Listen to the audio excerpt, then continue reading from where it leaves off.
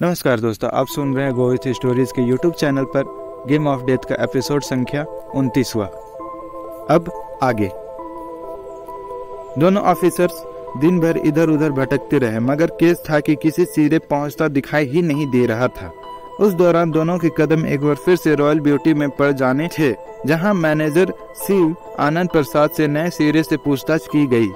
पिछले फेरे में जहां उनका पूरा ध्यान सिर्फ और सिर्फ राहुल हांडा की गुमशुदगी पर था, वहीं इस बार बाकी के दोस्तों खासकर मधु कोठारी के संदर्भ में जमकर सवाल जवाब किए गए। ये अलग बात थी कि हासिल कुछ नहीं हुआ, क्योंकि मैनेजर को तो ये तक पता नहीं था कि आठों में से मधु कोठारी कौन थी। थक हार कर दोनों अंधेरा घिरने तक वापस हेडक्वार्टर लौट आए, जहां मिश्रा से ये सुनने को मिला कि अभी तक मधु या उसके दोस्तों में से किसी का भी मोबाइल ऑन नहीं किया गया था, इसलिए लोकेशन मिलने का तो कोई मतलब ही नहीं बनता था। बुरी तरह निराश दोनों आमने सामने बैठकर केस पर दिमाग खपाने लगे। बहुत देर तक तर्क वितर्क भी किया। असल में अब वे लोग इस बात को लेकर उलझन का शिकार हो रहे थे कि बीच में भूत प्रेतों की जैसी कहानी ने एंट्री मारी थी, उसका राहुल या मधु की गुमशुदगी के साथ कोई लेना देना था या नहीं था।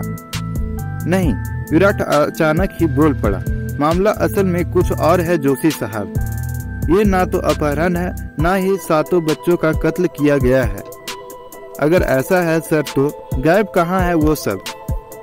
जवाब बेशक नहीं है मेरे पास, लेकिन देख लेना, अंत पंत तो सब जिंदा वापस लौट आएंगे। मधु कोठारी भी? उम्मीद तो मैं यही कर रहा हूँ। 7 लोग एक साथ गायब है तो बुरा उसमें से सिर्फ किसी एक के साथ कैसे घटित हुआ हो सकता है। और मैं क्योंकि ये मानकर चल रहा हूँ कि बाकी के बच्चे सही सलामत है, तो जाहिर है मधु भी ठीक ही होगी। बल्कि मैं दिल से चाहता हूँ कि वह भी ठीक ही हो। ईश्वर करे आपका चाह पूरा हो जाए सर। महेश को फोन करके जरा पता तो करो कि कल रात की तरह आज रात भी वह तीनों हवेली की ड्यूटी भुगतने जा रहे हैं या नहीं। कहीं हुक्म मिलने का इंतजार न कर रहे हो। मैंने उन्हें पहले ही बोल दिया था कि हवेली की निगरानी तब तक बस्तूर जारी रखना जब तक कि आप खुद उन्हें मना नहीं कर देते। तत्परता खूब दिखाते हो जोशी साहब।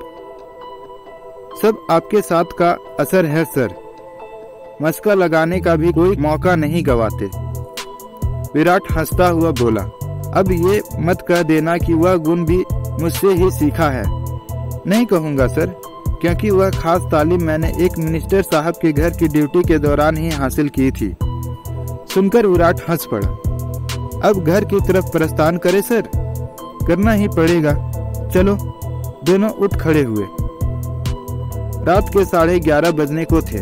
विराट राणा आधा घंटा पहले ही नींद के हवाले हुआ था, जो कि पुलिस की नौकरी में आसानी से मैसर नहीं होती। कभी होती दिखाई देती थी तो अचानक उसमें कोई न कोई विघ्न उठ खड़ा होता था, जैसे कि इस वक्त हुआ है। मोबाइल की लगातार बजती घंटी ने उसे उठाकर बैठे जाने को मजबूर कर दिया। कॉल एएसआई महेश गुर्जर की थी, जिसे उसने तुरंत अटेंड कर लिया।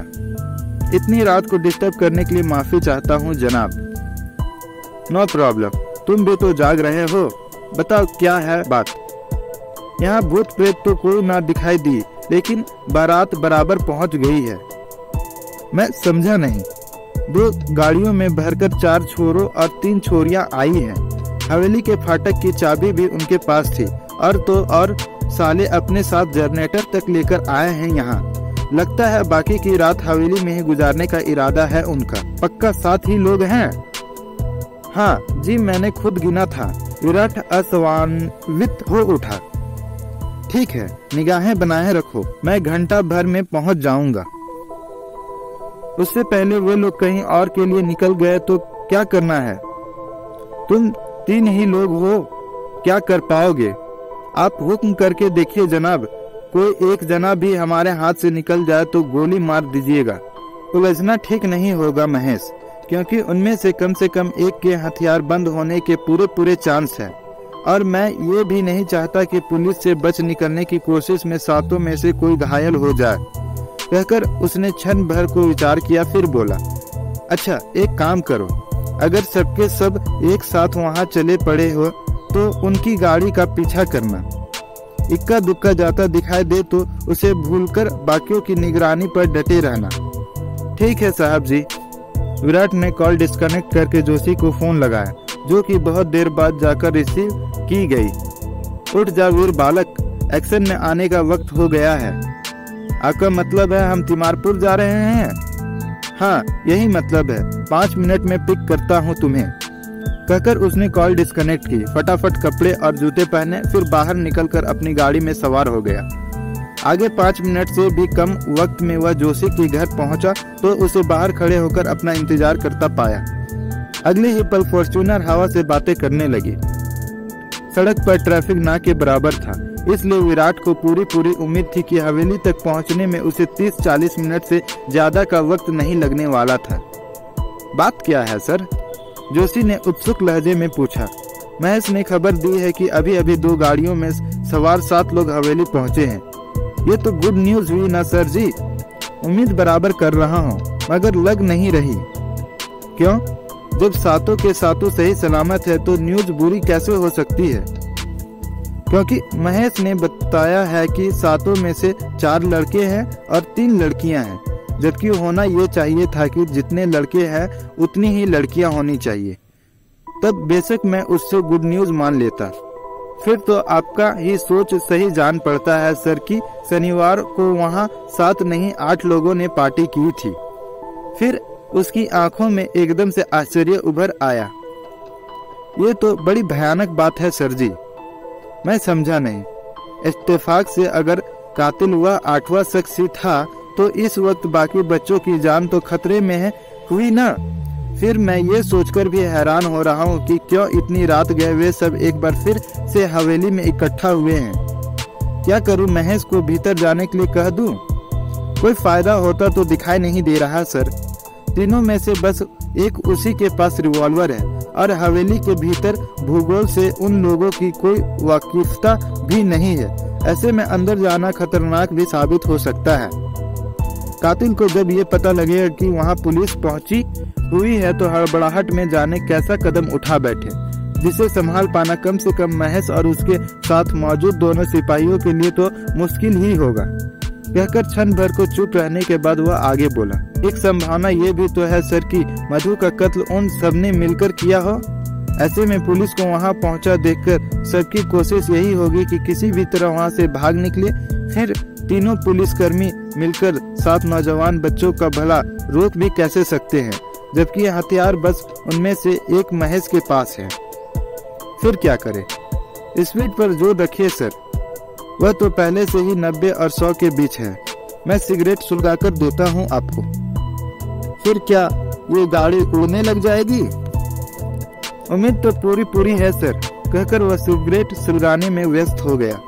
12:10 के करीब जब फॉर्च्यूनर हवेली के करीब पहुंची दिखाई दी तो विराट ने स्पीड धीमी कर के महेश गुर्जर को कॉल लगाया। हेलो, सब ठीक है? अभी तक तो सब ठीक है साहब जी। तुम लोग कहाँ हो? हवेली के करीब है जी। हम पहुंच गए, सामने आ जाओ, कहकर उसने गाड़ी को लेफ्ट टर्न देकर कच्चे रास्ते पर उतारा और वहां खड़ी सफारी के पीछे ले जाकर खड़ा कर दिया। तभी महेश और दोनों सिपाही उनके सामने आ खड़े हुए। सर, जोशी हैरान सा होता हुआ बोला, ये तो वही गाड़ी है। कौन सी गाड़ी? जिसका हमने नोएडा एक्सप्रेसवे पे पीछा किया था।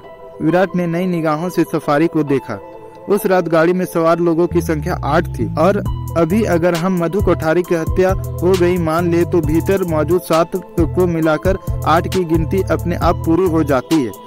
हैरानी की बात है सर कि राहुल के 7 दोस्तों के बराबर में जान चुकने के बाद भी हमारे मन में एक पल को ये ख्याल नहीं आया कि हाईवे पर हमसे टकराने वाले बच्चों में से 7 बच्चे वही थे जो कि रॉयल ब्यूटी की छत पर उनके साथ पार्टी कर रहे थे। विराट ने बड़ी ही गंभीर बात से गर्दन हिलाकर सहमति जताई। सब लोग फाटक के करीब पहुंचे तो वहां भीतर की तरफ से ताला लगा पाया। करना क्या है सर? जोशी ने पूछा। उन्हें बाहर बुलाना होगा। आ जाएंगे? क्यों नहीं आएंगे? अगर बेगुनाह है तो बेशक आ सकते हैं सर, जोशी ने दलील दी। इसके विपरीत अगर मधु कोठारी का कत्ल उन सबने मिलकर किया है तो हम लाख कहते रहे कोई बाहर नहीं आने वाला। नहीं आएंगे तो और क्या करेंगे? यहाँ से भाग निकलने का कोई दूसरा रास्ता ही कहाँ है? पीछे की टूटी हुई बाउंड्री वॉल को क्यों भूल जाते हैं सर? उसके लिए भी सातों को हॉल से बाहर निकलकर हमारे सामने से गुजरना पड़ेगा। और धिक्कार है हमारे पुलिस वाला होने पर, अगर 5 लोगों मिलकर 7 बच्चों को भी काबू नहीं कर पाए तो। माफी के साथ कहता हूँ सर कि हम लोकल थाने से फोर्स क्यों न बुला ले, फिर पूरी हवेली को घेर चुकने के बाद उन्हें चेतावनी देकर बाहर आने को कहें। आगे वे लोग अपनी मर्जी से निकले या भीतर घुसकर जबरन गिरफ्तार करना पड़े, दोनों ही हालात हमारे पक्ष में होंगे, क्योंकि उनके भाग जाने का कोई अंदेशा नहीं होगा। इतना तामझाम मुझे कबूल नहीं है जोशी साहब। सातों अगर इनोसेंट हैं तो मैं हरगिज भी नहीं चाहूंगा कि उन्हें किसी किस्म का खौफ महसूस हो, आखिर बच्चे ही तो हैं। आप अभी भी उनकी बेगुनाही के बारे में सोच रहे हैं? बेशक सोच रहा हूँ, इसलिए खामखा अपने दिमाग से कसरत करवाना बंद कर दो, वक्त बर्बाद करना तो फौरन बंद कर दो। यस सर, कहकर उसने पूछा, आवाज लगाऊं? लगा सकते हो, लेकिन फायदा कोई नहीं होगा क्योंकि अंदर म्यूजिक बज रहा है। अव्वल तो तुम्हारी आवाज भीतर पहुंचेगी ही नहीं, और पहुंच भी गई तो उसमें उतना दमखम नहीं महसूस होगा जो उन्हें बाहर निकलने के लिए मजबूर कर सके। फिर क्या करें? गाड़ी का हॉर्न बजाना शुरू करो और तब तक बजाते रहो जब तक कोई दरवाजा खोलने नहीं पहुंच जाता। बाकी लोग फाटक के दाएं बाएं पोजीशन ले लो। आपको लगता है हमला हो सकता है? सावधानी बरतने में क्या जाता है? सुनकर महेश और दोनों सिपाही फाटक के इर्द गिर्द खड़े हो गए। जोशी ने गाड़ी का दरवाजा खोलकर हॉर्न बजाना शुरू कर दिया, जबकि विराट फॉर्च्यूनर की बाईं तरफ यूं खड़ा हो गया कि अगर हॉल के दरवाजे से कोई बाहर की तरफ फायरिंग करने की कोशिश करे तो उसे ट्रिगर दबाने से पहले ही निहत्था किया जा सके। आधी रात का वक्त होने के कारण हॉर्न की आवाज कई गुना तेज महसूस हो रही थी।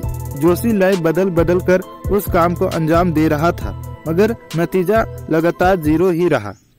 बहरे हो गए हैं साले, या फिर डर गए हैं? तुम अपना काम जारी रखो।